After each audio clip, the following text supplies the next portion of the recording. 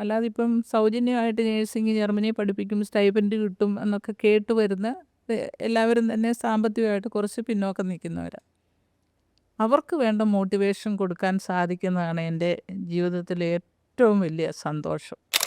നമ്മളൊരു രാജ്യത്ത് ചെല്ലുമ്പോൾ ആ രാജ്യത്തെ രീതികൾ, അവരുടെ കൾച്ചർ എല്ലാം നമ്മൾ മനസ്സിലാക്കിയിരിക്കുകയും ചെയ്യണം.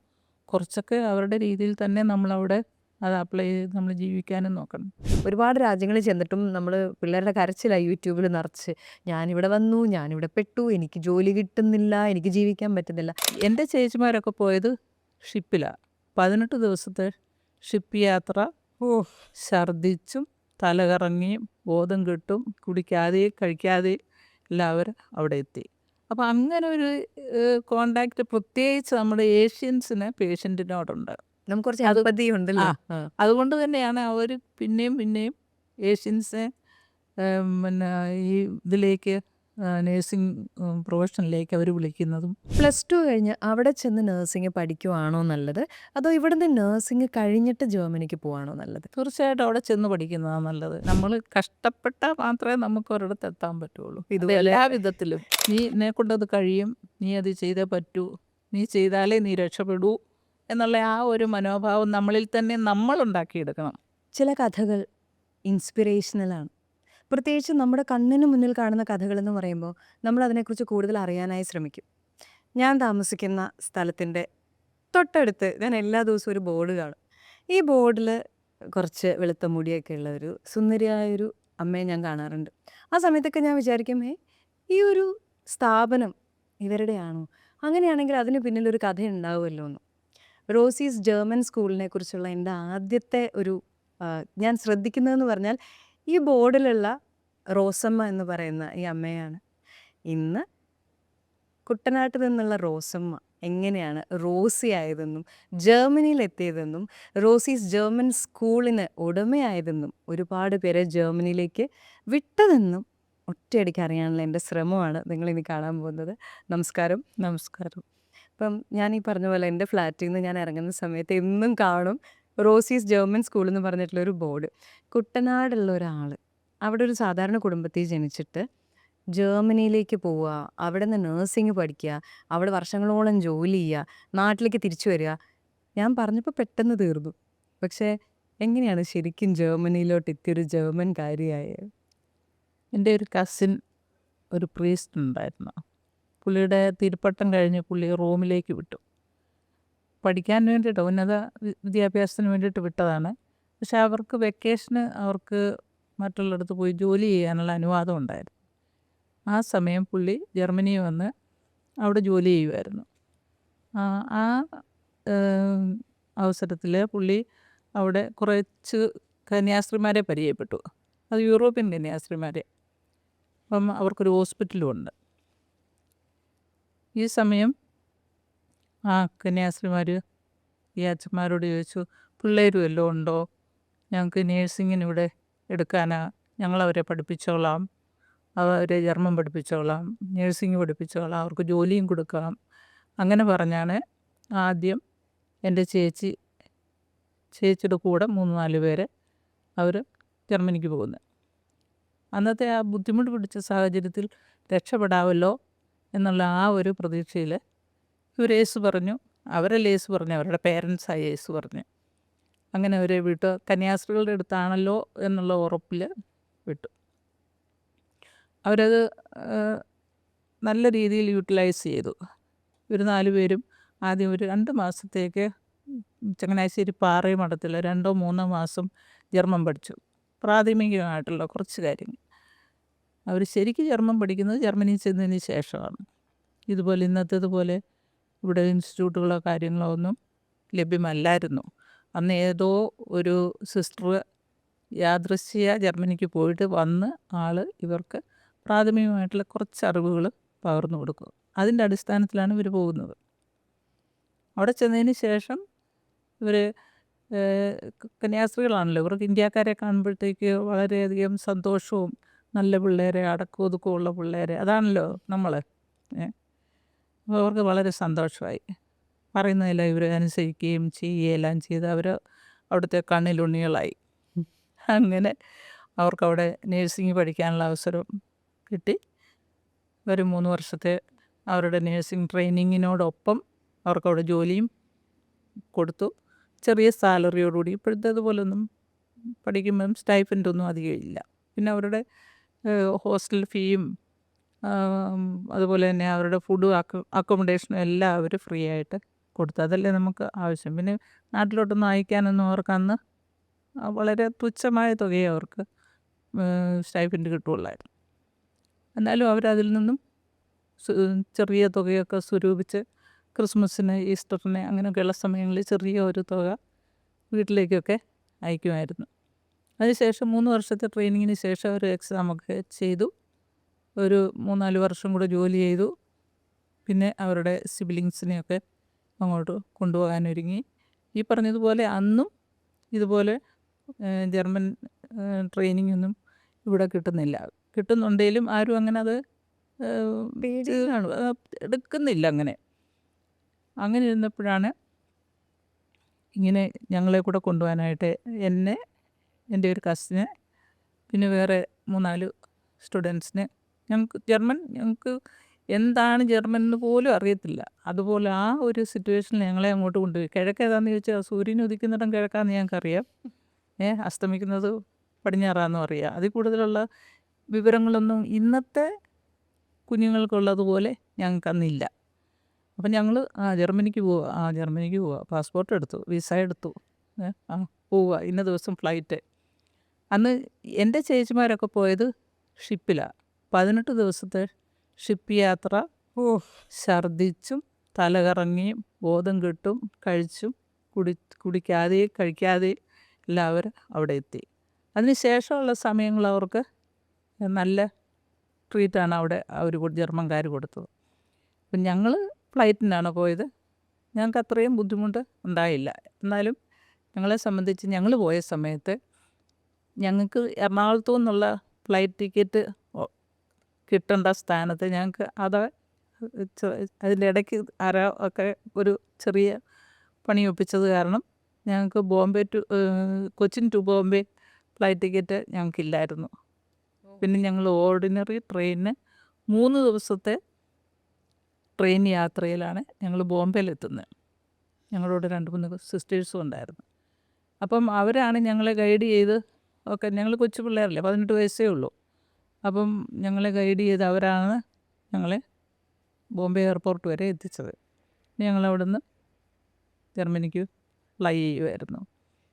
അവിടെ ചെന്ന് കഴിഞ്ഞുള്ള സമയം എന്ന് പറഞ്ഞാൽ വീട്ടിൽ നിന്നെല്ലാം വിട്ടുപോയി. കാലാവസ്ഥ തണുപ്പ്, ഏപ്രിൽ മാസമായിരുന്നു. അപ്പോൾ നല്ല തണുപ്പ്. അപ്പോൾ നമുക്ക് അതനുസരിച്ച് നമുക്കറിയത്തില്ല എത്രമാത്രം ഡ്രസ്സ് ചെയ്യണമെന്നും നമുക്കറിയത്തില്ല.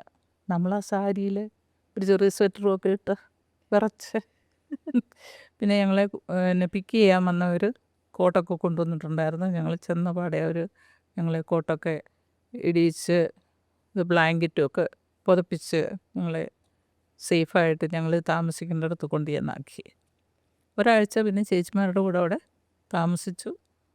അത് കഴിഞ്ഞ് ചോറിൻ്റെയും കറിയുടെയും രുചികളെല്ലാം വിട്ട് ഞങ്ങൾ ഹോസ്റ്റലിലേക്ക് പോയി. അവിടെ ചെന്ന് അവിടെ കിട്ടുന്നതിന് steamed potato, steamed vegetable, salt മാത്രം. കുട്ടനാട്ടിൽ വെന്തതാ നല്ല പ്ലേറ്റ് നിറച്ച് നല്ല കുത്തരിച്ചോറും മീൻകറിയും കൂട്ടി ശീലിച്ചവർ 3 പൊട്ടറ്റോയുടെയും 2 കോളിഫ്ലവറിൻ്റെ അംശവും പുറത്തൊരു ചെറിയ പീസ് മീറ്റും ഒക്കെ ആയിട്ട് ലൈഫ് മാറി. ഈ അന്നത്തെ കാലത്ത് സിസ്റ്റർമാരുടെ അടുത്ത് അച്ഛന്മാർ അങ്ങനെ ഒരു ബാക്ക്ഗ്രൗണ്ട് ഉണ്ടായിരുന്നുകൊണ്ട് ഇവിടുന്ന് വിട്ടു. അതായത് വീട്ടുകാർ സമ്മതിച്ചു. അന്നും അത് സമ്മതിക്കാത്ത ഒരുപാട് വീട്ടുകാരുണ്ട്. അതിനിടയിൽ അതൊരു പ്ലസ്സായി വന്നു. അവിടെ ചെല്ലുന്നു. പക്ഷെ നമ്മൾ ഇവിടുന്ന് വിദേശത്തേക്ക് പോകാന്ന് പറയുന്ന സമയത്ത് ഇവിടുന്ന് കടക്കൽ മാത്രമേ ചിന്തിക്കുന്നുള്ളൂ. എത്തിക്കഴിഞ്ഞുള്ള കഥകളൊന്നും ആരും പറയാറില്ല.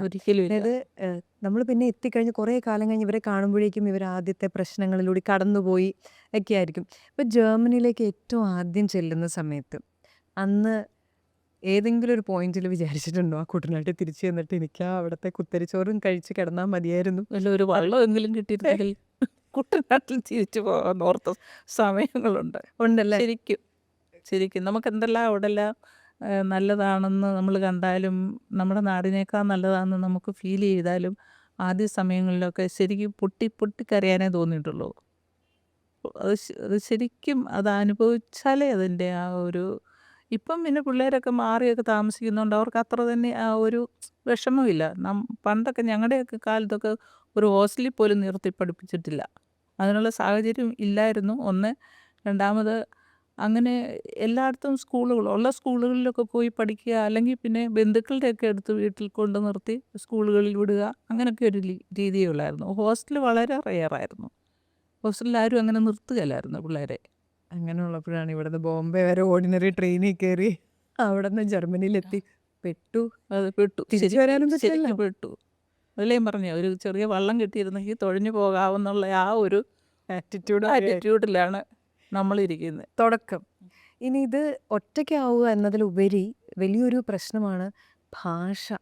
അത് മനസ്സിലാക്കിക്കണ്ടേ. അപ്പോൾ ഈ ജർമ്മൻ ഭാഷയെക്കുറിച്ച് ഞാൻ കേട്ടേക്കുന്നതാണ് പഠിക്കാൻ ഭയങ്കര പാടാ, നമ്മളെ പോലെയല്ല. അങ്ങനെയുണ്ടോ? നമുക്ക് മലയാളം നമുക്ക് സ്വായത്തമാക്കാൻ പറ്റുന്നില്ലേ? അത് നമ്മുടെ മദർ ടങ് ആയതുകൊണ്ടാണ്. പക്ഷേ നമ്മുടെ മലയാളം എത്ര ടഫാണെന്ന് പലരും പറയുന്നുണ്ട്. മലയാളം പോലെ ടഫായിട്ടുള്ള ഒരു ലാംഗ്വേജ് ഇല്ലെന്നാണ് എല്ലാവരും പറയുന്നത്. പക്ഷേ നമ്മൾ മലയാളം സ്കൂളിൽ പഠിച്ചാലും നമ്മൾ ഗ്രാമറൊക്കെ പഠിക്കുന്നില്ലേ സ്കൂളിൽ. പക്ഷേ എന്നാൽ നമ്മൾ ഗ്രാമർ വെച്ചാണ് നമ്മൾ സംസാരിക്കുന്നത്? അല്ല. അതുപോലെ തന്നെയാണ് ജർമ്മൻ നമ്മൾ പഠിച്ചു കഴിഞ്ഞാൽ ആരും അത്ര ഗ്രാമറൊന്നും ശ്രദ്ധിക്കുകയില്ല. ഇല്ല. അത് ജർമ്മൻകാർക്ക് പോലും അറിയത്തില്ല ശരിക്കും ഗ്രാമർ പറയാൻ. ഗ്രാമറോടുകൂടി ജർമ്മൻ സംസാരിക്കാൻ അവർക്കറിയത്തില്ല.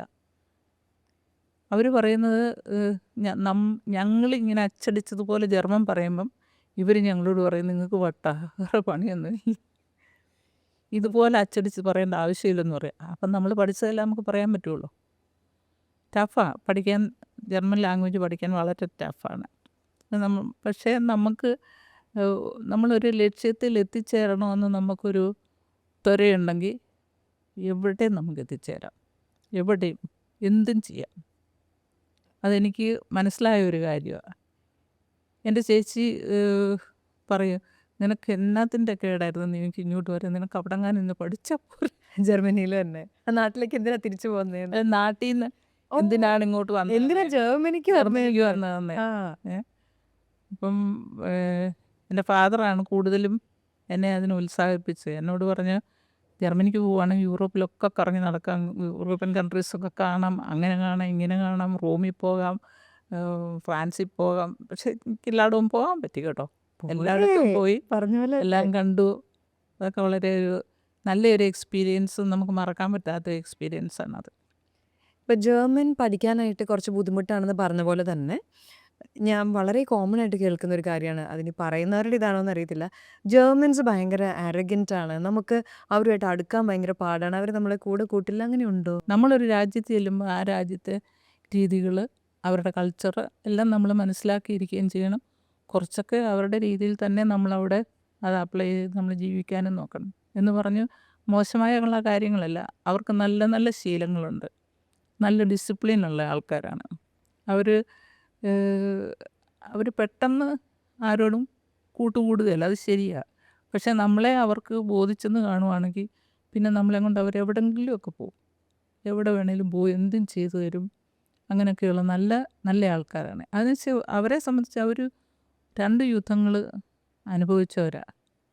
അവരുടെ തലമുറകളാണ് ഇപ്പോൾ ഇങ്ങനെ അവിടെ ജീവിക്കുന്നത്. അതിൻ്റേതായിട്ടുള്ള ആ സമയത്ത് അവരനുഭവിച്ച ബുദ്ധിമുട്ട് ഓർക്കുമ്പം അവർ നമ്മളെപ്പോലുള്ളവർ ചെല്ലുന്നത് അവർക്ക് ഭയങ്കര വെൽക്കമിങ് ആയിട്ടാണ് അവർ നമ്മളെ ഇത് ചെയ്യുന്നത്. പക്ഷെ നമ്മൾ ഈ പറഞ്ഞതുപോലെ നമ്മുടെ ആരോഗ്യൻസ് മുന്നിൽ നിൽക്കുന്നതുകൊണ്ട് അവരെ കൊള്ളുകയില്ല. നമ്മളങ്ങനെയാണ്. നമ്മുടെ മലയാളികൾക്ക് പ്രത്യേകിച്ച് ഒരു ചെറിയൊരു ആരോഗ്യൻസ് ഉണ്ടല്ലോ. ഞാൻ ഇന്നടത്തെ ഇന്നയാളുടെ മോള് അല്ലെങ്കിൽ ഇന്നയാളുടെ മോന് എനിക്ക് ഇതിൻ്റെ ആവശ്യമില്ല, എന്നിട്ട് പിന്നെ എന്തിനാ അങ്ങോട്ട് പോരുന്നേ, അങ്ങോട്ട് പോകുന്നേ എന്തിനാ, നമുക്ക് അങ്ങനെയാണ് നമുക്ക് ഇവിടെ നിൽക്കരുത്. അപ്പോൾ അങ്ങനെ ഒരു ഇതുകൊണ്ട് പക്ഷേ ഞാൻ ചെന്ന അന്ന് മുതൽ എനിക്ക് ജർമ്മൻകാരെക്കുറിച്ച് നല്ലത് മാത്രമേ പറയാനുള്ളൂ. വളരെ റെയറായിട്ടുള്ള എന്തെങ്കിലും സംഭവങ്ങൾ വളരെ റെയറാണ്. അതെല്ലാ നാട്ടിലും എല്ലാം ഉണ്ടല്ലോ. പിന്നെ ഇവർ എങ്ങനെയാണെന്ന് വെച്ചാൽ അവർ വളരെ എന്നാ പറയുന്നത്, പരിശ്രമശാലികളാണ്. അപ്പം നമ്മുടെ ഈ മടിയും കാര്യങ്ങളൊന്നും അവിടെ ആ അത് പറ്റൂല. ആ, ഞാൻ ചെയ്തില്ലെങ്കിൽ അവനെ കൊണ്ട് ചെയ്യിക്കാം, അല്ലെങ്കിൽ എനിക്ക് ചെയ്യേണ്ട ആവശ്യമില്ല അവനെ കൊണ്ട് ചെയ്യിക്കാം, ഇല്ലെങ്കിൽ പറയും ഇന്നല്ലെങ്കിൽ വേണ്ട നീ നാളെ ആകട്ടെ. നമ്മൾ ചില ഫിലിമുകളുടെ ഡയലോഗ് കേൾക്കുകയില്ലേ എന്ന് പറഞ്ഞ പോലെ അവരങ്ങനെയല്ല.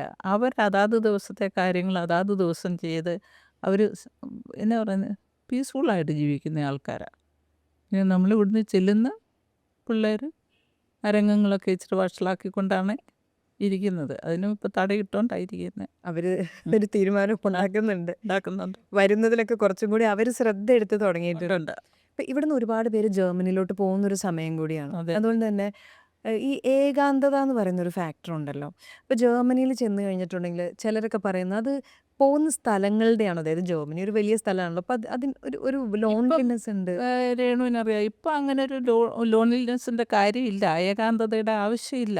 അതെന്താണെന്ന് വെച്ചാൽ ഇപ്പം ഗ്രൂപ്പായിട്ടാണ് കൂടുതലും ആൾക്കാർ, അല്ലെങ്കിൽ ഏതെങ്കിലും ഒരു ഫ്രണ്ട്, അല്ലെങ്കിൽ ഒരു കസിൻ, ചേട്ടൻ, ചേച്ചി, ആരെങ്കിലും അവിടെ ഉള്ളവരാണ് കൂടുതലും ജർമ്മനിക്ക് ചെല്ലുന്നത്. അവരെ സ്വീകരിക്കാൻ ആളുണ്ട്, അവരെ ട്രീറ്റ് ചെയ്യാൻ ആളുണ്ട്, അവരുടെ കാര്യങ്ങൾ നോക്കാൻ ആളുണ്ട്.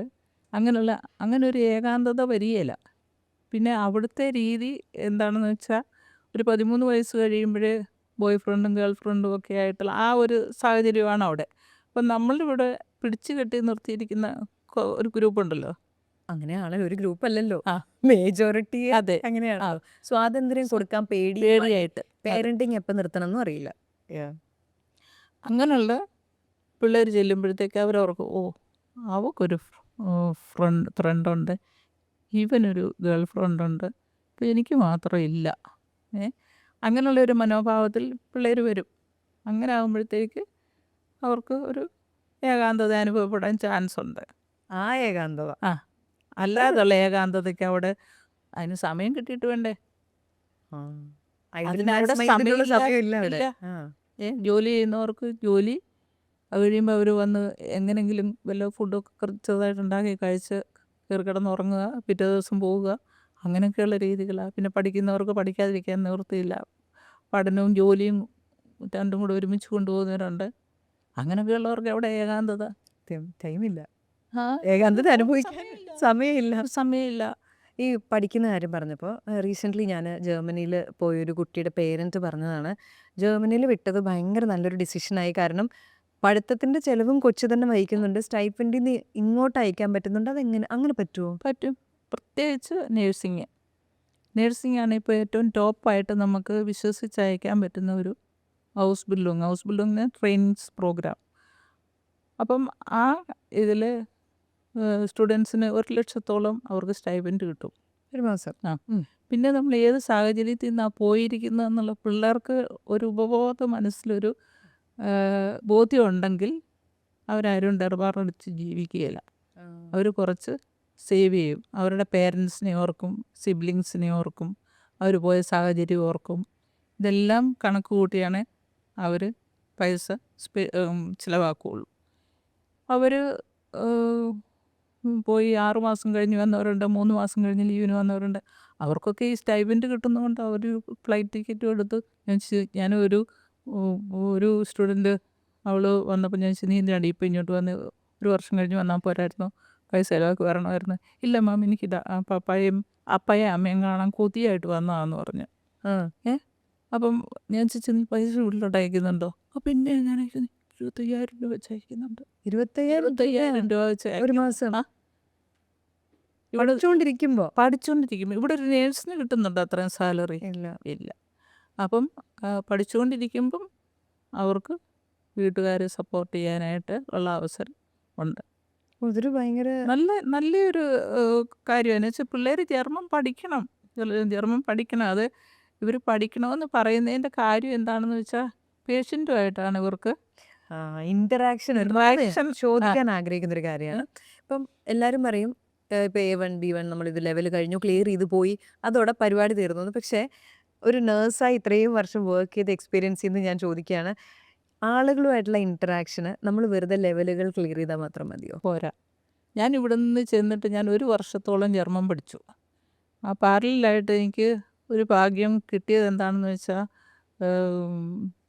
ഈ പിന്നെ കേറ്ററിങ്, കുക്കിങ് അങ്ങനെയൊക്കെയുള്ള കാര്യങ്ങളൊക്കെ പഠിക്കാനായിട്ട് പറ്റി. അവർ തന്നെ ഞങ്ങളെ ലാംഗ്വേജ് പഠിപ്പിച്ച് ഞങ്ങൾ ചെന്ന് താമസിക്കുന്ന ഒരു 10, 30, 40 സ്റ്റുഡൻസ് എന്താണെന്ന് വെച്ചാൽ ഒരു 13നും 18നും വയസ്സിന് ഇടയ്ക്കുള്ള സ്റ്റുഡൻസ് താമസിക്കുന്നിടത്താണ് ഞങ്ങൾക്ക് താമസ സൗകര്യം ഒരുക്കിയിരുന്നത്. അതെന്താണെന്ന് വെച്ചാൽ ജർമ്മനിയിലെ സോഷ്യൽ ലെവലിൽ താഴ്ന്ന് ജീവിക്കുന്ന കുടുംബങ്ങളുണ്ട്. അവിടുത്തെ കുഞ്ഞുങ്ങളെ ഗവൺമെൻറ് കളക്ട് ചെയ്ത് ഇങ്ങനെയുള്ളിടത്ത് കൊണ്ടുപോയി അവരെ താമസിപ്പിച്ച് അവർക്ക് വേണ്ട എല്ലാ പരിചരണങ്ങളും സ്കൂൾ വിദ്യാഭ്യാസവും കൊടുത്താണ് 18 വയസ്സ് വരെ അവരവിടെ നോക്കും. അപ്പോൾ അങ്ങനെയുള്ളവരിടത്താണ് ഞങ്ങൾ താമസിച്ചത്. അപ്പോൾ ഈ കുഞ്ഞുങ്ങളുമായിട്ട് ഞങ്ങൾക്ക് ഇൻട്രാക്ട് ചെയ്യാൻ എപ്പോഴും സമയമുണ്ടായിരുന്നു. എന്നുവെച്ചാൽ ഉച്ച കഴിഞ്ഞുള്ള സമയം അല്ലെങ്കിൽ ഇവർക്ക് ക്ലാസ് ഇല്ലാത്ത സമയം എല്ലാവരുമായിട്ട് സംസാരിക്കാനും ജർമ്മൻ നമ്മൾ പഠിക്കുന്നതനുസരിച്ച് നമുക്കൊരു ട്രെയിനിങ്ങും ഈ കുഞ്ഞുങ്ങളുടെ ഇടയ്ക്കുണ്ടായിരുന്നു. അപ്പോൾ നമ്മൾ സാധാരണ കമ്മ്യൂണിക്കേറ്റീവ് ജർമ്മൻ എന്നുള്ള രീതിയിൽ നമുക്കവിടെ അതിനുള്ള അവസരം കിട്ടി. അങ്ങനെയാണ് ഞങ്ങൾ ജർമ്മൻ കൂടുതലും പഠിക്കുന്നത്. ഈ ഞങ്ങൾക്ക് ക്ലാസ് കിട്ടുന്നതിൽ കൂടുതൽ ഈ പിള്ളേരുമായിട്ട് സംസാരവും ഒത്തിരിയും തെറ്റുകളൊക്കെ പറയും. അന്നേരം അവർ കളിയാക്കും നമുക്ക് വാശിയാണ്. പഠിച്ചേ ഉള്ളൂ ഈഗോ അടിക്കരുത്, വാശി വേണം. വാശി. അപ്പം അവർ പറയുന്ന ചിലപ്പോൾ കേട്ടാൽ നമ്മൾ പറയുന്നത് വലിയ ഗമയിലായിരിക്കും പറയുന്നത്. പക്ഷേ അവർ കേൾക്കുമ്പോഴത്തേക്ക് അത് പൊട്ടത്തെറ്റും വേറെ വല്ല അർത്ഥമൊക്കെ ആയിരിക്കും. അപ്പോൾ അന്നേരം അവർ കളിയാക്കുമ്പോൾ അതൊന്നും വകവയ്ക്കാതെ വേറെ എൻ്റെ കസിനുണ്ട്. പറയും നമുക്ക് പഠിക്കണം ഇവളുമാരെ കാണിക്കണം, കാണിച്ച് നമുക്ക് പറയണം, നല്ലപോലെ പറയണം. പുള്ളിക്കാരിക്ക് കുറച്ച് വിഷമം ഇങ്ങനെയൊക്കെ ഉണ്ട്. പുള്ളിക്കാരി പെട്ടെന്നൊന്നും ഇങ്ങനെ ഓപ്പൺ ആവുകയില്ല. ഞാൻ പറഞ്ഞില്ല നമുക്ക് പഠിക്കണം. ഞങ്ങളങ്ങനെ തെറ്റ് പറഞ്ഞ് തിരുത്തി കിട്ടിയും അങ്ങനെയൊക്കെയാണ് ഞങ്ങൾ ജർമ്മൻ പഠിച്ചത്. കഴിഞ്ഞ് ഞങ്ങൾക്ക് 2 പേർക്കും അവിടെ നിന്ന് ഒരു 60 കിലോമീറ്റർ ദൂരം ഒരു വർഷം കഴിഞ്ഞപ്പോൾ ഒരു 60 കിലോമീറ്റർ ദൂരെയുള്ള ഒരു റെഡ് ക്രോസിൻ്റെ വലിയൊരു ഹോസ്പിറ്റലുണ്ട്. 900 ബെഡുള്ള ഒരു hospital. That's big, very big. അവിടെ എല്ലാ ഫെസിലിറ്റീസും ഉള്ള ഒരു ഹോസ്പിറ്റലായിരുന്നു അന്ന് 71. അവിടെ ഞങ്ങൾക്ക് നേഴ്സിങ്ങിന് പഠിക്കാനായിട്ട് അഡ്മിഷൻ കിട്ടി. ഞങ്ങളവിടെ നന്നായി പഠിച്ചു. നല്ല റാങ്കോടുകൂടി ഞങ്ങൾ പാസ്സാവുകയും ചെയ്തു. ജർമ്മനിലല്ലേ പഠിക്കുന്നത്? ജർമ്മനിയിൽ തന്നെ. അയ്യോ, ഒന്നും പറയാനറിയാതെ ചെന്ന ആളുകൾ ഒരു കൊല്ലം കൊണ്ട്. അപ്പോൾ ഞാൻ ചോദിക്കട്ടെ, ജർമ്മൻ പഠിക്കാനുള്ള ഏറ്റവും എളുപ്പ വഴി എന്താണ്? എളുപ്പ വഴി എന്ന് പറഞ്ഞാൽ നമ്മൾ ഈ ആൽഫബറ്റ്സ് ബേസിക് ആയിട്ടുള്ളത് നമ്മളത് തറവാക്കിയേ പറ്റൂ. പിന്നെ നമ്മൾ ആൾക്കാരുമായിട്ട് ഇൻട്രാക്ട് ചെയ്യണം. ഇവിടെ അത് പറ്റുകയില്ല. എന്നുവെച്ചാൽ നമുക്ക് അതിനുള്ള സൗകര്യം നമുക്കിവിടെ ഇല്ല. അപ്പോൾ ഞാനിവിടെ സ്റ്റുഡൻസിനോട് പറയും, യൂട്യൂബിൽ മൂവീസ് ഉണ്ട്. ഓരോ സ്റ്റേജിലും ഓരോ സ്റ്റൂഫ എന്ന് പറയും, A1, A2, B1, B2. ഓരോ സ്റ്റൂഫയും കഴിയുമ്പം ആ ലെവലിൽ ഉള്ള മൂവീസ് കാണണം. അതുപോലെ തന്നെ ഈ ചിൽഡ്രൻ സ്റ്റോറീസ്, ഈ പിള്ളേരുടെയൊക്കെ ചെറിയ ചെറിയ ഷോർട്ട് മൂവീസ് ഉണ്ട്, അതൊക്കെ കാണണം. അപ്പം നമുക്ക് ഡേ ബൈ ഡേ ആയിട്ട് നമുക്ക് സംസാരിക്കാൻ വേണ്ട സ്റ്റഫ് അതിനകത്തുണ്ട്. പിന്നെ ഒരിക്കലും നമ്മൾ തെറ്റാവുമോ പറയണോ എന്നുള്ള സംശയത്തിൽ നിൽക്കരുത്. പറഞ്ഞങ്ങ് വിടണം. വിട്ട് കഴിയുമ്പോഴത്തേക്ക് അതിലുള്ള തെറ്റുകൾ നമ്മൾ കേൾക്കുന്നവർ നമുക്ക് കറക്റ്റ് ചെയ്ത് അതെ, നമ്മൾ പറയണ തെറ്റാണെങ്കിൽ അത് മനുഷ്യൻ്റെ ഒരു പ്രത്യേകതയാണല്ലോ. അതെ. നല്ലത് പറഞ്ഞില്ലെങ്കിലും ഈ പറഞ്ഞ തെറ്റാണ് പെട്ടെന്ന് തരുന്നത്. അതെ. അപ്പോൾ അങ്ങനെയാണെങ്കിൽ ഇപ്പം ജർമ്മൻ നമ്മൾ ഇങ്ങനെയൊക്കെ പഠിക്കുന്നു. 12ാം ക്ലാസ് കഴിഞ്ഞ് ജർമ്മനിയിൽ പോകാൻ ആഗ്രഹിക്കുന്ന ഒരു കുട്ടി ശരിക്ക് എന്ന് ജർമ്മൻ പഠിച്ച് തുടങ്ങണം? റിസൾട്ട് അറിയുന്നതിന് മുമ്പേ തുടങ്ങാം. +2ൻ്റെ റിസൾട്ട് അറിയുന്നതിന് മുമ്പേ തുടങ്ങാം. അതിന് കുറച്ച് ധൈര്യം വേണം. അതുമല്ല, അവർ സ്കൂളിൽ നിന്ന് ഇറങ്ങി പാടെയല്ലേ, അപ്പോൾ അവർക്ക് ആ ഫ്രഷ്നെസ് ഉണ്ടല്ലോ, പഠിക്കുന്ന രീതി ഉണ്ടല്ലോ.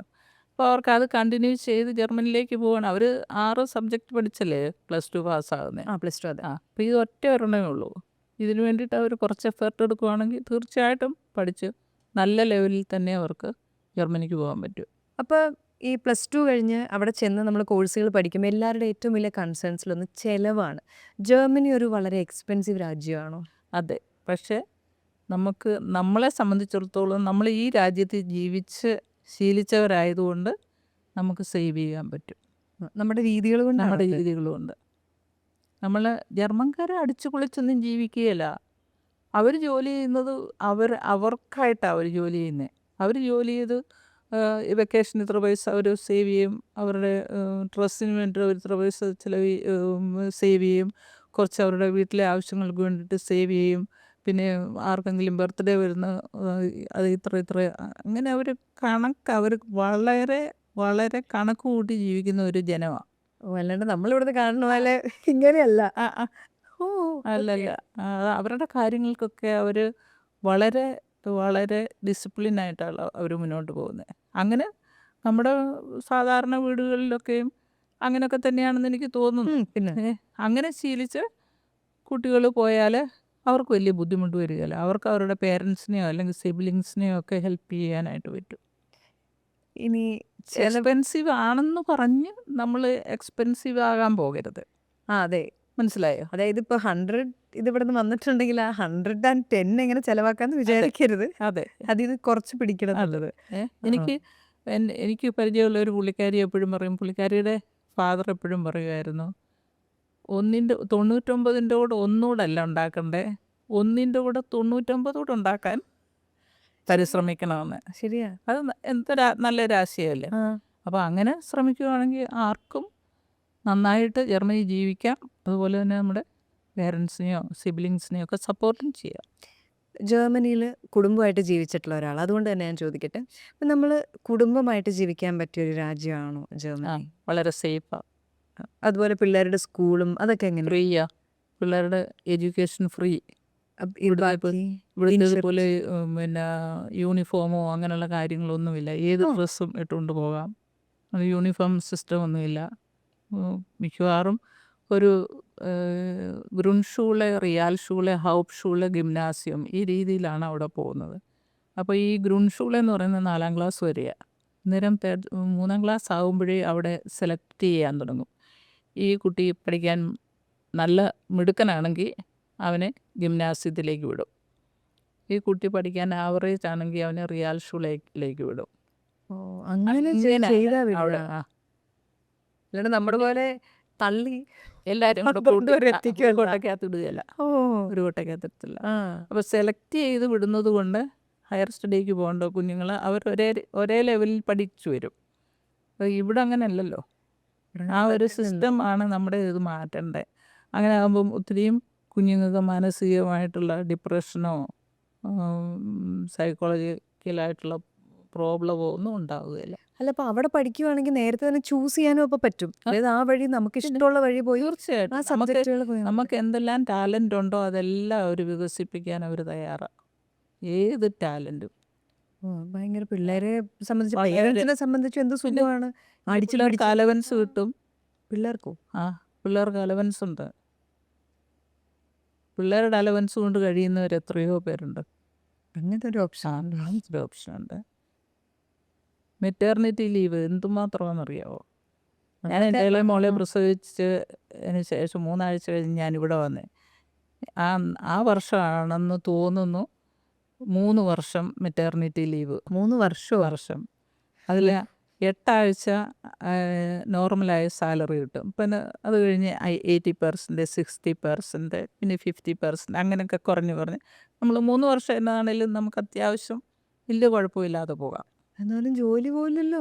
ഇല്ല, ഇവിടെ 3 വർഷം മെറ്റേണിറ്റി എന്ന് പറഞ്ഞ് വീട്ടിൽ വന്നിരുന്ന് തിരിച്ചു ചെല്ലുമ്പോഴത്തേന് ആ സ്ഥലത്ത് 2 പേര് ജോലിക്ക് ഇരിക്കണ്ടായിരിക്കും. അപ്പോൾ അങ്ങനത്തെ അത്രയും സേഫ് ജോലി സെക്യൂരിറ്റി ഉള്ള സ്ഥലമാണ്. അതെ. പിന്നെ മെഡിക്കൽ ഇൻഷുറൻസുകൾ കാര്യങ്ങൾ എങ്ങനെയാണ്? മെഡിക്കൽ ഇൻഷുറൻസുകൾ നമുക്ക് അങ്ങനെ ഇൻഷുറൻസുകൾ നിർബന്ധമാണ്. എല്ലാവർക്കും നിർബന്ധമാണ്. ജോലി ഇല്ലാത്തവർക്കും ഉള്ളവർക്കും എല്ലാം നിർബന്ധമാണ്. ഗവൺമെൻറ് അതിന് സപ്പോർട്ട് ചെയ്യും. നമ്മൾ മെഡിക്കൽ ഇൻഷുറൻസ് ഉള്ള ഒരാൾക്ക് നമുക്ക് അത്യാവശ്യം ഈ എന്നാ പറയുന്നത്, പ്ലാസ്റ്റിക് സർജറികളൊന്നും അല്ലാതെ മറ്റുള്ള എന്തെങ്കിലും സർജറി സംബന്ധമായിട്ടുള്ള അസുഖങ്ങളുണ്ടെങ്കിൽ അത് നമുക്ക് പേ ചെയ്യേണ്ട ആവശ്യമില്ല. അതെല്ലാം ഫ്രീയാണ്. ഡെലിവറി ഫ്രീയാണ്. ഇങ്ങനെയൊക്കെയുള്ള കാര്യങ്ങളൊക്കെ ഉണ്ട്. നമുക്കിവിടുന്ന് നമ്മളെ സംബന്ധിച്ച് ഈ ജർമ്മൻ പഠിക്കുക, നന്നായിട്ട് സംസാരിക്കാൻ പഠിക്കുക, അങ്ങനെ നമ്മൾ അക്കരെ എത്തുക. പഠിച്ച് പോവുക. പഠിച്ചു പോവുക.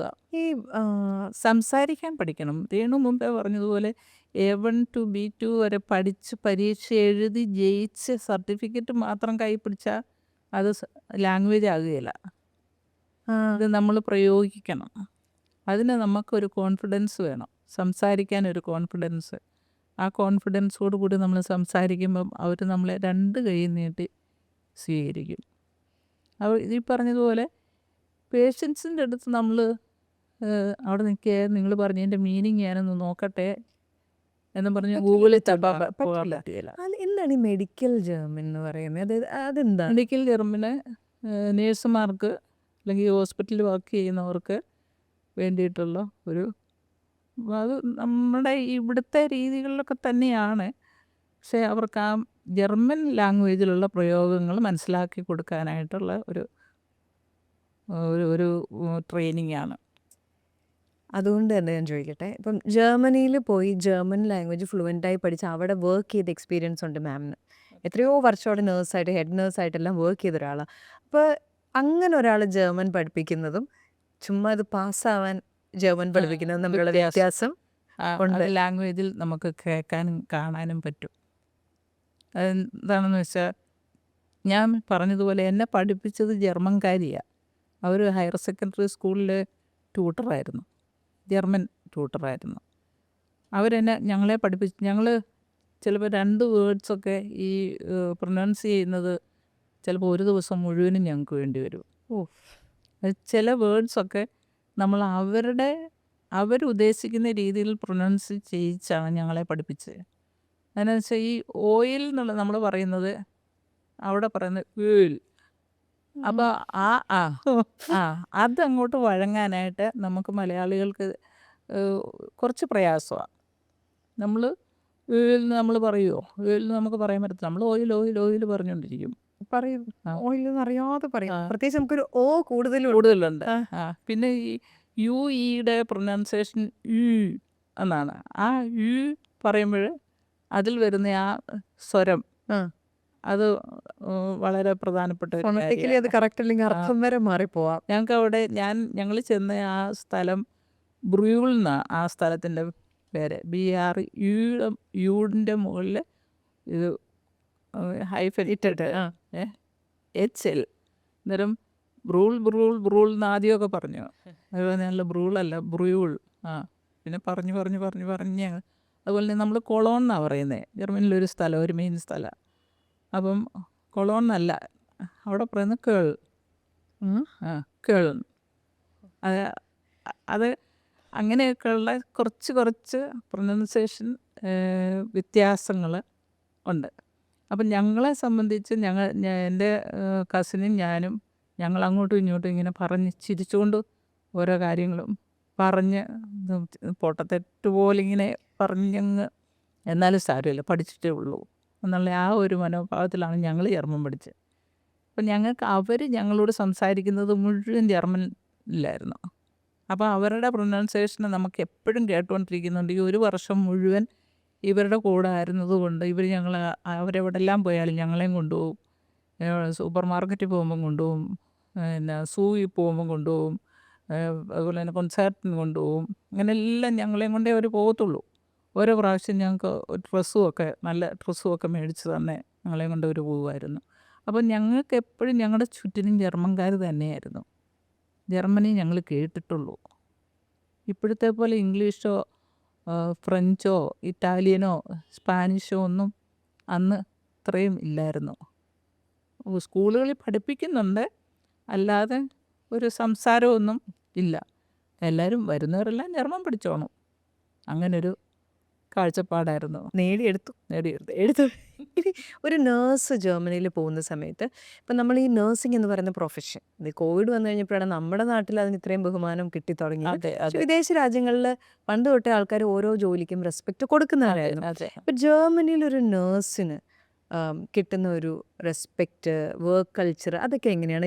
Work culture hectic? വളരെ വളരെ വളരെ ബഹുമാനപൂർവ്വം അവർ നേഴ്സുമാരെ കാണുന്നത്. നമ്മളിവിടെ പറയും നമ്മുടെ എംഗൽസിന് നമ്മുടെ മാലാഖമാരാന്ന് ഏഞ്ചൽസ് പറയുന്നേ ഉള്ളൂ. പക്ഷെ അവരങ്ങനല്ല. അവർ ശരിക്കും കാണും. ആ അങ്ങനെ ഒരു കാഴ്ചപ്പാട്. അതിനെ ഞാൻ ഈ പറഞ്ഞില്ലേ, അവർ ഒരു 2 വേൾഡ് വാർ അവർ അനുഭവിച്ചവരാ. അവരുടെ പരമ്പരയാണ് ഇപ്പം ജീവിച്ചിരിക്കുന്നത്. അന്നേരം അവരുടെ പൂർവികന്മാർ അവരോട് പറഞ്ഞു കൊടുത്ത കാര്യങ്ങളൊക്കെ അവരുടെ മനസ്സിൽ എപ്പോഴും ഉണ്ട്. എത്രമാത്രം കഷ്ടപ്പെട്ടാണ് അവർ ആ സമയങ്ങൾ ചിലവഴിച്ചതെന്നും ഇപ്പോൾ എത്തി നിൽക്കുന്ന അവസ്ഥയിലെത്താൻ എത്രമാത്രം അവർ സ്ട്രഗിൾ ചെയ്തെന്നും ഒക്കെ മക്കളെ പറഞ്ഞ് മനസ്സിലാക്കിയാണ് അവരുടെ പൂർവികന്മാർ അവരെ വളർത്തിക്കൊണ്ട് വന്നത്. അതിൻ്റെ ആ ഒരു ഗൗരവം അവർ വിട്ട് കളഞ്ഞിട്ടില്ല. ഇന്നും അവരുടെ മനസ്സിൽ എപ്പോഴും ആ പിന്നെ ലോകമഹായുദ്ധങ്ങൾ 2 ചില്ലറ കാര്യമാണ്. 2 യുദ്ധങ്ങൾ മുഴുവൻ ജർമ്മനി മുഴുവൻ നശിച്ചിട്ട് അവരുടെ പരിശ്രമത്തിൻ്റെ ഫലം മാത്രമാണ്. അവർ പറഞ്ഞില്ലേ, ഭക്ഷണത്തിന് വേണ്ടി മാത്രം, ഭക്ഷണം മാത്രമായിരുന്നു അവരുടെ കൂലി. അവർ ജോലി ചെയ്താൽ ഒന്നാന്തര ഹൈവേ ഒക്കെ അവിടെ പണിത് ഉയർത്തിയതൊക്കെ ജർമ്മൻകാരുടെ പരിശ്രമം കൊണ്ട് മാത്രം. അവരുടെ പറഞ്ഞാൽ തീരത്തില്ല അവരുടെ പരിശ്രമത്തിൻ്റെ ആ ഒരു ഡെപ്ത്. അതുപോലെ അവർ കഷ്ടപ്പെട്ടവരവർ. അതുകൊണ്ട് അവർക്ക് മറ്റുള്ളവരുടെ കഷ്ടപ്പാട് മനസ്സിലാക്കാനോ അവർക്ക് പറ്റും. അതുകൊണ്ടല്ലേ അവർ ഈ റെഫ്യൂജീസിനെ എല്ലാം ഇങ്ങനെ സ്വീകരിച്ചുകൊണ്ടിരിക്കുന്നത്. അവരനുഭവിച്ച ആ വേദന അവരുടെ മനസ്സിലുണ്ട്. പിന്നെ അവരുടെ പൂർവികർ അവർ പറഞ്ഞ് മനസ്സിലാക്കിയിരിക്കുന്നത് ഇതെല്ലാം അവർക്കൊരു മുൻകരുതൽ പോലെ ആണ്. അവർ ഇപ്പം ഇഷ്ടം പോലെ റെഫ്യൂജീസ് അല്ലേ അവിടെ വന്ന് കയറുന്നത്. എങ്ങനെയുള്ളവരെല്ലാവാ, എല്ലാവരും സഹിക്കുകയല്ലേ ഇപ്പം. അത് അവരുടെ ഒരു എന്നാ പറയുന്നത്, മേ ബി ജീനിൽ തന്നെ എംബഡഡ് ആയി പോയിട്ടുണ്ടാവും ആ ഒരു മനസ്സിൽ കരുതലും. അത് ഈ പഴയ ആൾക്കാരുമായിട്ട് സംസാരിക്കുമ്പോൾ ഞാനൊക്കെ എന്ന് പറഞ്ഞാൽ ജർമ്മൻ പഠിക്കണം എന്നുള്ള ആ ഒരു ഇത് മാത്രമല്ല, ഇവർ ഈ പ്രായമുള്ളൊരു ഒറ്റയ്ക്കാണല്ലോ താമസം. അന്നേരം ഇവർ ഹോസ്പിറ്റലിൽ അഡ്മിറ്റ് ചെയ്യുമ്പോഴത്തേക്ക് വേറെ ആരും ഇല്ല, ബൈസ്റ്റാൻഡറൊന്നും ഇല്ല. അപ്പം നമ്മൾ കയറി ചെല്ലുമ്പോഴത്തേക്ക് ഇവർക്ക് ഒരു വെപ്രാളമാണ് നമ്മളോട് സംസാരിക്കാനും. അപ്പം എവിടുന്നാണ് വരുന്നത്, ആരൊക്കെയുണ്ട് വീട്ടിൽ, അവരൊക്കെ സുഖമായിട്ടിരിക്കുന്നു, അവരുടെ ആ അന്വേഷണമൊക്കെ കേൾക്കണം. അപ്പോൾ അവർ നമ്മളോട് തന്നെ ഇങ്ങനെയൊക്കെ ചോദിക്കുന്നതെന്ന് ഓർക്കും. അവർക്ക് സംസാരിക്കാനാണ്, അവർക്കൊരു ആരെങ്കിലും അവരോട് സംസാരിക്കണം. നല്ല ഭാഷ മനസ്സിലാവാത്തവരോടായിരിക്കും മിണ്ടാത്തത്. അതിലായിരിക്കും അരഗൻസ് ആയിട്ട് തെറ്റിദ്ധരിക്കും. അതെ അതെ, ബിക്കോസ് അവർക്ക് മനസ്സിലാവണ്ടേ, നമുക്ക് മനസ്സിലാവുന്ന. അതെ, അതുകൊണ്ടാണ് ഇത് സ്പീക്കിങ്ങിന് വളരെ ഇമ്പോർട്ടൻസ് കൊടുക്കുന്നത്. വേണം, സംസാരിക്കണം നല്ലതുപോലെ. ഇവിടുന്ന് ചെല്ലുന്നതിന് മുമ്പ് തന്നെ ഇവിടുന്നേ നല്ലതുപോലെ സംസാരിക്കാൻ പഠിച്ചിട്ട് വേണം. അതെ, ചെന്നിട്ട് പഠിക്കാന്നല്ല, ഇവിടുത്തെ പഠിച്ചിട്ട് തുടങ്ങി അങ്ങോട്ട് എത്തണം എന്നുള്ളത്. അതുപോലെ ഈ വർക്ക് കൾച്ചർ എങ്ങനെയാണ്? ലീവുകൾ ഒരു നേഴ്സിനെ സംബന്ധിച്ചിടത്തോളം ഇവിടുത്തെ നേഴ്സുമാരും ഡോക്ടർമാരും എല്ലാവരും പരാതി പറയണവരാ. സുഖമാണ്. ഒരിക്കലും ഒരു നേഴ്സ് സുഖമാണ് ജോലി എന്ന് പറഞ്ഞാൽ ഞാൻ കേട്ടിട്ടില്ല. സുഖമാണ്. ഞാൻ എപ്പോഴും പറയും, ഞാൻ പിള്ളേരോടൊക്കെ എപ്പോഴും പറയും, എന്നെ രസമായിരുന്നു ആ സമയങ്ങളിലൊക്കെ വർക്ക് ചെയ്യാനായിട്ട്. അതിന് നമുക്ക് നമ്മുടേതായിട്ടുള്ള നമ്മൾ അന്ന് 38 ഹവേഴ്സാണ് ഞങ്ങൾക്ക്. 40 ആയിരുന്നു, അതിൽ നിന്ന് 38 ഹവേഴ്സ് ആക്കി, പിന്നെ കഴിഞ്ഞ് 37.5 ആക്കി. അപ്പം ഞങ്ങൾക്ക് 2 ആഴ്ച കൂടുമ്പം 3 ദിവസം ലീവുണ്ട്. ഫ്രൈഡേ, സാറ്റർഡേ, സൺഡേ, അല്ലെങ്കിൽ സാറ്റർഡേ, സൺഡേ, മൺഡേ. ഇങ്ങനെ 3 ദിവസം 14 ദിവസം കൂടി ഇരിക്കുമ്പം ഓഫുണ്ടെന്ന് ഓർത്ത് നോക്കി. അതെന്ത് സുഖമാണ്. ഒരു ദിവസം വീട്ടിലെ പണികളെല്ലാം ചെയ്യാം, പിറ്റേ ദിവസം പിള്ളേരുമായിട്ട് പുറത്ത് പോകാം, ഒരു ദിവസം വിശ്രമിക്കാം. 3 ദിവസം. അതുപോലെ സാലറി, ന്യായമായ സാലറി കിട്ടും. ഒരു നേഴ്സിന് ഒരു 3 ലക്ഷം രൂപ, 3 ലക്ഷം യൂറോ വരെ കിട്ടും. അതിൽ കൂടുതൽ കിട്ടുന്നവരുമുണ്ട്. ഇപ്പൊ വീണ്ടും കൂടിയല്ലോ. ഇപ്പൊ നല്ല സാലറി ആയി. അപ്പം നന്നായി സമ്പാദിക്കാം, നന്നായി നാട്ടിലേക്ക് അയക്കാം, നന്നായി ജീവിക്കാം, വേറെ രാജ്യങ്ങളിലേക്ക് യാത്ര പോവാം. ഒരു സാറ്റിസ്ഫൈഡ് ആണ് നമ്മൾ. ഈ സാറ്റിസ്ഫാക്ഷൻ എന്ന് പറയുന്നത് നമുക്ക് കുറേ പണം ഉണ്ടായത് തന്നെയല്ല. നമ്മൾ ഈ പേഷ്യൻസ് വരുമ്പം അവർ ഏത് അവസ്ഥയിലാണ് അവർ വരുന്നതെന്ന് നമ്മൾ മറക്കുകയില്ല അവരുടെ ആ അവസ്ഥ. ഇവരവിടെ ക്ലിയറായിട്ട് ഇവർ ഡിസ്ചാർജ് ചെയ്ത് പോകുമ്പോഴത്തേക്ക് മിക്കവാറും പ്രായമുള്ളവർക്ക് പോകാൻ മടിയാണ്. നമ്മളുമായിട്ട് ഭയങ്കര കരച്ചിലാണ്. അങ്ങനെയുള്ളവരുണ്ട്. ഞാൻ എൻ്റെ അപ്പാർട്ട്മെൻറ്റിൽ ചെന്നിട്ട് ഞാൻ തന്നെയല്ല ഉള്ളൂ, ഇവിടെ എപ്പോഴും ആളും അനക്കവും ഉണ്ടായിരുന്നു. എന്ന് പറഞ്ഞ് നിങ്ങൾ എന്നെ കാണാൻ വരുമോ എന്നൊക്കെ ചോദിക്കും. അപ്പോൾ അങ്ങനെ ഒരു കോണ്ടാക്റ്റ് പ്രത്യേകിച്ച് നമ്മുടെ ഏഷ്യൻസിന് പേഷ്യൻറ്റിനോടുണ്ട്. നമുക്ക് കുറച്ച് അത് empathy ഉണ്ടല്ലോ. ആ അതുകൊണ്ട് തന്നെയാണ് അവർ പിന്നെയും പിന്നെയും ഏഷ്യൻസിനെ പിന്നെ ഈ ഇതിലേക്ക് നേഴ്സിംഗ് പ്രൊഫഷനിലേക്ക് അവർ വിളിക്കുന്നതും അവർ അതിനുള്ള സപ്പോർട്ട് കൊടുക്കുന്നതും. അങ്ങനെ നേഴ്സായിട്ട് പോകാനായിട്ടാണെങ്കിൽ +2 കഴിഞ്ഞ് അവിടെ ചെന്ന് നേഴ്സിംഗ് പഠിക്കുവാണോ നല്ലത്, അതോ ഇവിടുന്ന് നേഴ്സിംഗ് കഴിഞ്ഞിട്ട് ജർമ്മനിക്ക് പോവാണോ നല്ലത്? തീർച്ചയായിട്ടും അവിടെ ചെന്ന് പഠിക്കുന്നതാണ് നല്ലത്. ലാംഗ്വേജ് വൈസ് വെച്ച് നോക്കുമ്പം നമുക്ക് ആ പഠിച്ചുകൊണ്ടിരിക്കുന്ന സമയത്ത് തന്നെ നമ്മുടെ ലാംഗ്വേജ് കുറച്ചുകൂടെ ബെറ്റർ ആവും. നമുക്ക് ആ സമയത്ത് ട്രെയിനിങ് ഉണ്ട്. നമ്മൾ പഠിക്കുന്നതിനോട് കൂടെ നമ്മൾ വാർഡിലും മറ്റ് ഉള്ള സെക്ഷനിലെല്ലാം നമുക്ക് ജോലി ചെയ്യാം. അപ്പോൾ അങ്ങനെ നമ്മൾ ലാംഗ്വേജ് കുറച്ചുകൂടെ നമുക്ക് പെർഫെക്റ്റായിട്ട് സംസാരിക്കാൻ കഴിയും. നമ്മൾ ഇവിടുന്ന് നേഴ്സിങ്ങും പഠിച്ച് പോകുമ്പോൾ പിന്നെ ഒരു കാര്യമുണ്ട്, നമുക്ക് പൈസയൊന്നും ചിലവാകുന്നില്ല. നമ്മൾ +2 കഴിഞ്ഞ് പോകുമ്പോൾ നമുക്ക് പൈസയൊന്നും ചിലവാകുന്നില്ല. ഇതാകുമ്പോൾ ഇവിടെ പൈസ കൊടുത്ത് പഠിക്കണം. പൈസ കൊടുത്ത് പഠിക്കണം. ലോണൊക്കെ എടുത്ത് പഠിച്ച എത്രയോ നേഴ്സുമാരുണ്ട്. അവിടെ ഇങ്ങോട്ട് പൈസ തരുവാ വീട് പൈസ തരുമോ? നേഴ്സിംഗ് പഠിക്കാൻ വേണ്ടി. ഓക്കെ, ഗുഡ് ഓപ്ഷൻ ആണല്ലോ. അപ്പോൾ അത് കഴിഞ്ഞ് പഠിക്കുമ്പോൾ നമ്മൾ ഇവിടുത്തെ ഇത്രയും വർഷത്തെ പഠിത്തവും കഴിഞ്ഞ് ചെന്ന് പിന്നെ 8 മാസം ഒരു അഡാപ്റ്റേഷൻ കോഴ്സ് ഉണ്ട്. പണിയാ അത് അപ്പം ഇതാണ് സുഖം. ഇതാ സുഖം. +2 കഴിഞ്ഞ് പോകുന്നതാ സുഖം. അപ്പോൾ ഭാഷ പറഞ്ഞ പോലെ മെഡിക്കൽ ജർമ്മനിലോട്ട് കൂടുതൽ കടക്കാനായിട്ടും സുഖം നമ്മൾ ഇവിടുന്ന് പഠിച്ചിട്ട് പോകുന്നത് തന്നെ. തീർച്ചയായിട്ടും. ഓക്കെ, അപ്പോൾ അവിടെ ഇംഗ്ലീഷിലല്ലേ പഠിപ്പിക്കുന്നത്? ഇപ്പോൾ ജർമ്മനിൽ തന്നെ. അപ്പം ജർമ്മൻ പഠിക്കണം. ഇംഗ്ലീഷൊക്കെ നമ്മുടെ കയ്യിലിരുന്നാൽ മതി. അതെ. പക്ഷെ അപ്പോൾ ഈ +2 കഴിയുന്നതിന് മുന്നേ തന്നെ എനിക്ക് തോന്നുന്നു നമ്മുടെ ലക്ഷ്യം നഴ്സിംഗ് ആണ്. അത് ജർമ്മനിയിൽ പഠിക്കുകയാണെങ്കിൽ ഫ്രീ ആയിട്ട് പഠിക്കാം. അങ്ങനെയാണെങ്കിൽ ഒരു 10th ഒക്കെ കഴിയുമ്പോൾ തന്നെ ജർമ്മൻ ഭാഷ പഠിച്ചു തുടങ്ങാം അല്ലേ? തുടങ്ങാം. അങ്ങനെ താല്പര്യമുള്ള നമ്മൾ റീല് വിടുന്ന ആ ടൈമിൽ ദിവസത്തിൽ ഒരു അരമണിക്കൂർ ജർമ്മൻ ഭാഷ പഠിച്ചാൽ പോരെ? അങ്ങനെ പഠിക്കാൻ താല്പര്യം. ഞങ്ങൾ അതിനെക്കുറിച്ചൊന്നും ഇതുവരെ ആലോചിച്ചിട്ടില്ല. പക്ഷെ അതൊരു നല്ല ഐഡിയയാണ് അല്ലേ? അപ്പം അങ്ങനെ വരുന്നു ആദ്യത്തെ കുട്ടി തൊട്ട് കമ്മീഷൻ വേണം ഐഡിയ തന്നേത്. അല്ല, സീരിയസ്ലി നമ്മൾ ഭാഷ പഠിക്കണമെങ്കിൽ നമുക്ക് ഒരു ഗുണം ചെയ്യുന്നതാണെങ്കിൽ കമ്മീഷൻ തരാൻ തയ്യാറ്. അല്ല, ശരിക്കും നമ്മളിപ്പം 12 കഴിഞ്ഞ് ഇതാ പോണേന്നുള്ളത് ഇപ്പോൾ പിള്ളേർക്ക് 11th ആകുമ്പോൾ തന്നെ അറിയാം എന്ത് സബ്ജക്ട് നമ്മൾ എന്താ എടുക്കണ്ടേ. അപ്പോൾ നമ്മൾ നഴ്സിങ്ങിന് പോകുന്ന പിള്ളേർ ഡെഫിനറ്റ്ലി ബയോളജി എടുക്കുന്നു. ആ കൂടെ എന്തായാലും ജർമ്മനിയിൽ പോയി ഫ്രീ ആയിട്ട് നഴ്സിംഗ് പഠിക്കാൻ പറ്റുമെങ്കിൽ ആ കഷ്ടപ്പാട് അപ്പം തന്നെ എടുത്തു കഴിഞ്ഞ് +2 കഴിയുമ്പോഴത്തേനും ഫ്ലുവൻ്റ് ആയിക്കൂടെ? അതെ, ഓരോ വെക്കേഷനിലും കുഞ്ഞുങ്ങൾ കുറച്ചുകൂടെ ഇൻറ്റൻസീവായിട്ട് പഠിക്കുകയാണെങ്കിൽ അവർക്ക് +2 കഴിയുമ്പോഴത്തേക്ക് ഡയറക്റ്റ് പോകാൻ പറ്റും. പിന്നെ നമ്മൾ എക്സാം ഒക്കെ ചുമ്മാ ടപ്പേന്ന് എഴുതുന്നു, അതെ, ചെല്ലുന്നു, നമ്മൾ നഴ്സിംഗ് പഠിക്കുന്നു. നമ്മൾ മലയാളികൾ നമ്മൾ എന്തും സാധിച്ചെടുക്കാൻ പറ്റുന്നവരാണല്ലോ. അന്നത്തെ കാലത്ത് കുട്ടനാട്ടിൽ നിന്ന് റോസമ്മ അവിടെ ചെന്ന് റോസിയായി ജർമ്മൻ പഠിച്ചെങ്കിൽ ഇപ്പോഴത്തെ കാലത്ത് ഡെഫിനറ്റ്ലി എന്തൊക്കെ സൗകര്യങ്ങളാണ് നമ്മൾ. തീർച്ചയായിട്ടും. അതുപോലെ ഞാൻ ഈ റോസീസ് ജർമ്മൻ സ്കൂളിൽ ഞാൻ കേട്ടൊരു കാര്യമാണ് റോസീസ് സൂപ്പർ 30. എന്താണ് റോസീസ് സൂപ്പർ 30? അതൊരു ഫെയർ ട്രെയിനിങ് ആണ്. 30 പേര്, അത് ഞങ്ങൾ കുറച്ച് സ്റ്റുഡൻസിനെ ഇൻ്റർവ്യൂ ചെയ്ത് അതിൽ സെലക്റ്റഡ് ആയിട്ടുള്ള കുഞ്ഞുങ്ങൾക്ക് ഒരു 30 പേർക്ക് അവർക്ക് ഒരു ഫ്രീ ആയിട്ടുള്ള ഒരു ട്രെയിനിങ് ഞങ്ങൾ കൊടുക്കുന്നുണ്ട്. എന്തിൻ്റെ ബേസിസിലായി 30 പേരെ സെലക്ട് ചെയ്യുന്നത്? ഞങ്ങളതൊരു ഞങ്ങളുടേതായിട്ടുള്ള ഒരു ഇതിൽ പ്രോസസ്സുണ്ട്. അതിൽ ഞങ്ങൾ സെലക്ട് ചെയ്ത് പഠിപ്പിക്കും. അപ്പോൾ ഈ പഠിപ്പിക്കുന്നവരുടെ അടുത്ത് ഞാൻ കേട്ടതാണ് ആദ്യം നമ്മളൊരു 30,000 ഡെപ്പോസിറ്റ് മേടിക്കുന്നു, പക്ഷെ പഠിപ്പിച്ച് കഴിയുമ്പോൾ അത് തിരിച്ചു കൊടുക്കുന്നു. അങ്ങനെയാണെങ്കിൽ ഈ ഇൻഷുറൻസിനൊക്കെ പറയുന്ന പോലെ ഇത്രയും ചെയ്താൽ മതി അത്രയും ചെയ്താൽ മതി, പക്ഷെ അവസാനം ഹിഡൻ ചാർജസ് വരുന്ന പോലെ എന്തെങ്കിലും അതെങ്ങനെയാണ് അപ്പോൾ നിങ്ങൾക്ക് മുതലാവുന്നത്? ഞങ്ങൾക്കത് ഈ കുഞ്ഞുങ്ങളെ ഏറ്റെടുക്കുന്ന ജർമ്മൻകാർ അവർ ഞങ്ങൾക്കത് റീഫണ്ട് ചെയ്ത് തരും. അപ്പോൾ നമുക്ക് ഇവിടെ ഒരു ചിലവ് ഇല്ല. ഇവരെ നമ്മൾ ഫ്രീ ആയിട്ടാണ് പഠിപ്പിച്ചു വിടുന്നത്. കൊള്ളാലോ, കോഴ്സ് ഫീസ് ഫ്രീ. ഇത് പഠിച്ചെടുത്താൽ മതി. പഠിക്കണമല്ലോ, കഷ്ടപ്പെടാണ്ടൊന്നും പറ്റൂല നമ്മൾ ആദ്യം തന്നെ പറഞ്ഞു. തീർച്ചയായിട്ടും. എൻ്റെ ഒരു ക്യൂരിയോസിറ്റി സഹിക്കുന്നത്, ഞാൻ ഇതുവരെ കേട്ടിട്ടില്ല. ആൽഫബറ്റ്സ് ഒന്ന് പറയൂ.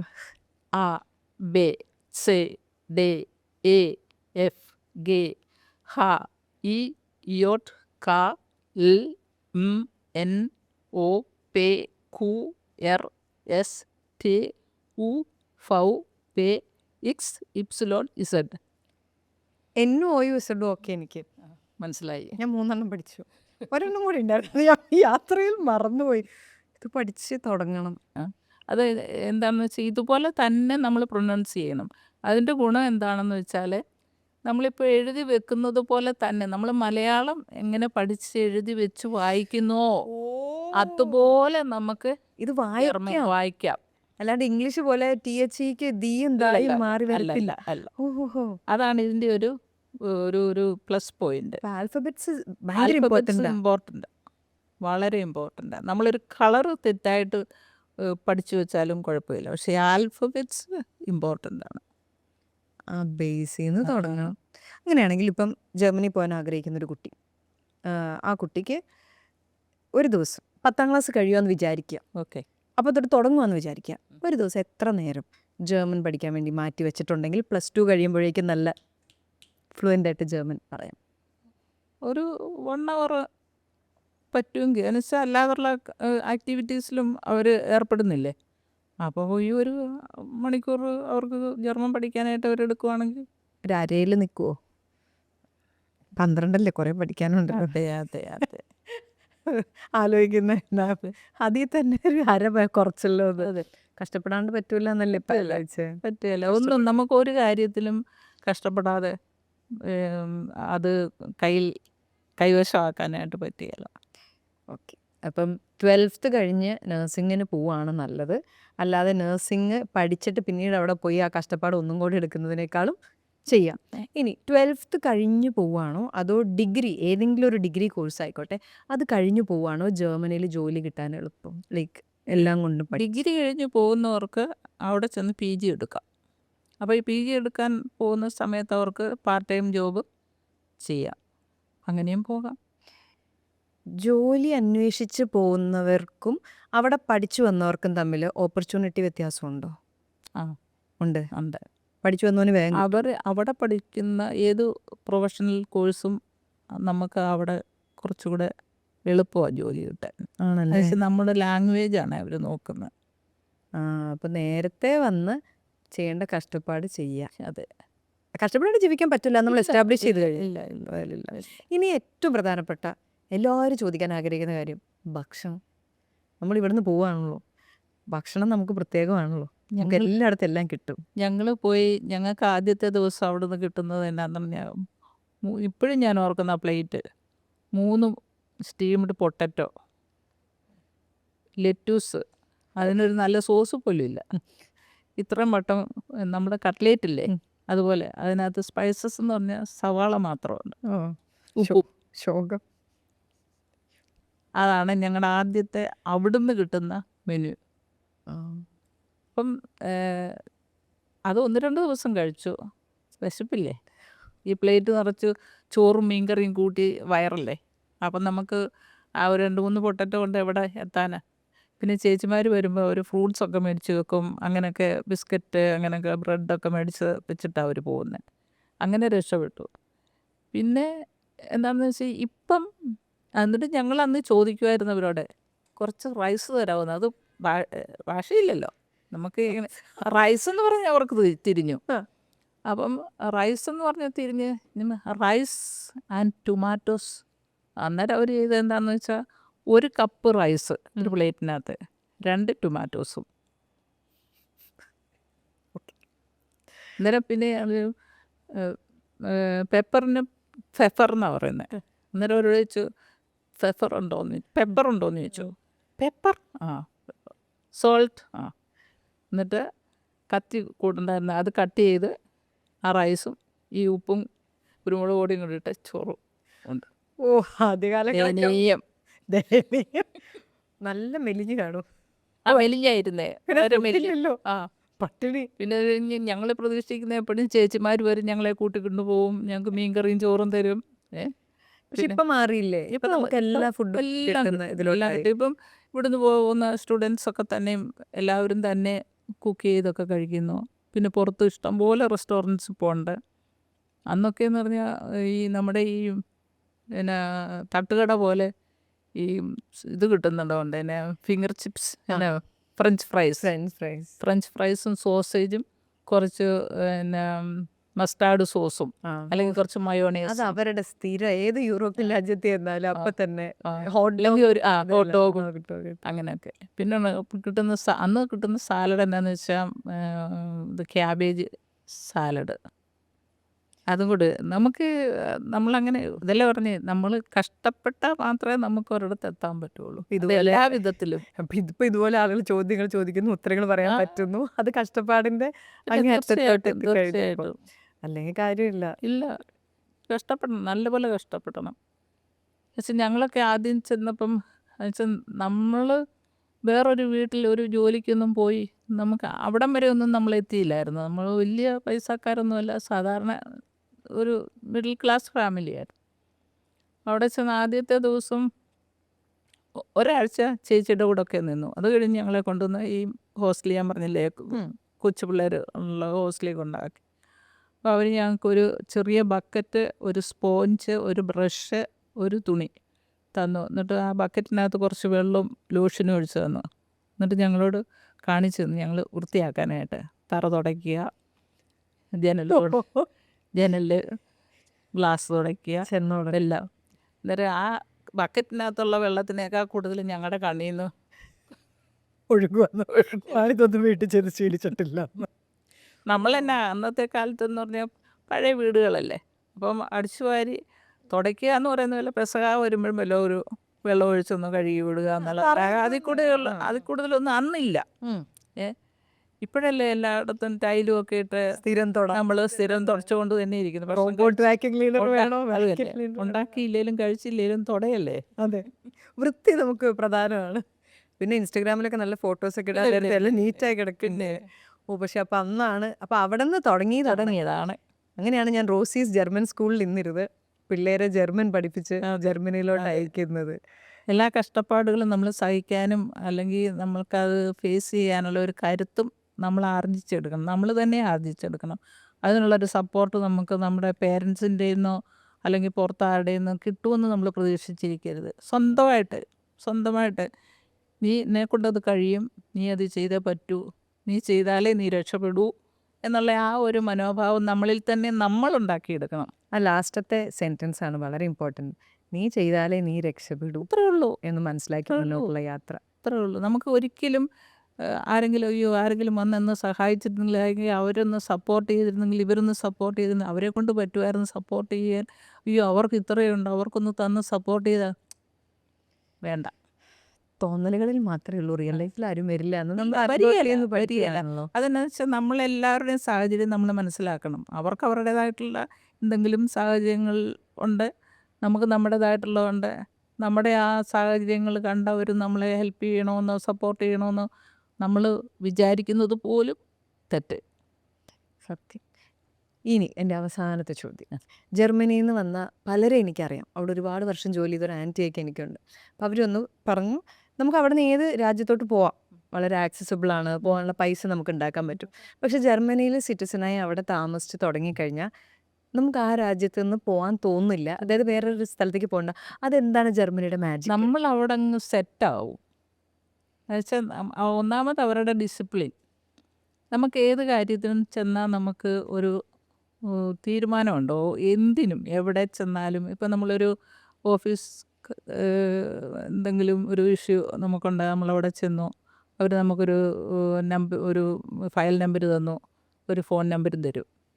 അപ്പോൾ അവർ പറയും ഇന്ന ആഴ്ചയ്ക്കുള്ളിൽ നിങ്ങൾക്ക് ഇവിടുന്ന് റിപ്ലൈ വരും, അല്ലെങ്കിൽ ഇന്ന ആഴ്ചയ്ക്കുള്ളിൽ അല്ലെങ്കിൽ ഇന്ന ദിവസത്തിനുള്ളിൽ നിങ്ങളുടെ കാര്യം ഓക്കെ ആക്കി സൈൻ ചെയ്ത് വെക്കും, നിങ്ങളെ അറിയിക്കാമെന്ന് പറയും. അത് കറക്റ്റായിട്ട് അവർ ചെയ്യും. കറപ്ഷൻ ഇല്ലല്ലേ? ഓ, അതുകൊണ്ട് അങ്ങോട്ട് ചെല്ലുകയും വേണ്ട. കറപ്ഷനും കൊണ്ട് ചെന്നാന്നും അവർ നമ്മളെ പിടിച്ച് ജയിലിലിടും. അതെല്ലാവരും ഒരുപോലെ ആയതുകൊണ്ട് കുഴപ്പമില്ല. അവർക്ക് അവരുടേതായിട്ടുള്ള ജോലി ചെയ്യുന്നതിനുള്ള മാന്യമായ സാലറി ഗവൺമെൻറ് അല്ലെങ്കിൽ ആ ഇൻസ്റ്റിറ്റ്യൂഷൻ കൊടുക്കും. അവർക്ക് മാന്യമായ ലീവും കാര്യങ്ങളും എല്ലാം കൊടുക്കും. പിന്നെന്തിനും നമ്മൾ കള്ളത്തരം കാണിക്കണം? ഓക്കെ. അപ്പോൾ സുഖമാണ്, വെറുതെ അല്ല. അവിടെ പോയവരവിടെ സെറ്റായി, പിന്നെ അവിടെ നിന്ന് പുറത്തോട്ട് വരാത്ത. അതെ, ഇനി പിള്ളേർക്ക് അവിടെ നിന്ന് ഇംഗ്ലീഷ് പഠിക്കാൻ പറ്റുമോ? ഈ ജർമ്മൻ അവർക്ക് സ്കൂളിലുണ്ട്. ഉണ്ടല്ലേ? ആ, ഓക്കെ, അപ്പോൾ രണ്ട് സ്കൂളിൽ ഭാഷയും പഠിക്കും. രണ്ടല്ല, എത്ര വേണേലും പഠിക്കാം. ഫ്രഞ്ച് ഉണ്ട്, സ്പാനിഷ് ഉണ്ട്, ഇറ്റാലിയൻ ഉണ്ട്, വളരെ ചെറുപ്പത്തിലേ ചി- പഠിച്ചു ചൈ- വെക്കാണല്ലോ. ചൈനീസ് മാൻഡറിൻ ഉണ്ട്, പഠിക്കുന്നുണ്ട്. ജാപ്പനീസ് ഉണ്ട്, എന്ത് വേണേലും പഠിക്കാം. നമ്മുടെ പിള്ളേരെ നമ്മൾ സ്കൂളിൽ വിട്ടാൽ മതി. നല്ലൊരു രാജ്യമാണ്. ഓക്കെ, നേരത്തെ നമ്മൾ തുടങ്ങിയിടത്തോട്ട് തന്നെ നമ്മൾ തിരിച്ചെത്തുകയാണ്. റോസീസ് ജർമ്മൻ സ്കൂള്, അവിടെ നിന്ന് പഠിച്ച, അറിഞ്ഞ, അനുഭവിച്ച കാര്യങ്ങളുടെ അനുഭവ സമ്പത്താണ് ഇനിയൊരു ഒരു തലമുറയ്ക്ക് കൈമാറിക്കൊണ്ടിരിക്കുന്നത്. തീർച്ചയായിട്ടും. പുതിയ വിശേഷങ്ങളുമായിട്ട് നമുക്കിനി വീണ്ടും കണ്ടുമുട്ടാം. Till then thank you so much for your time. I'm really proud of U.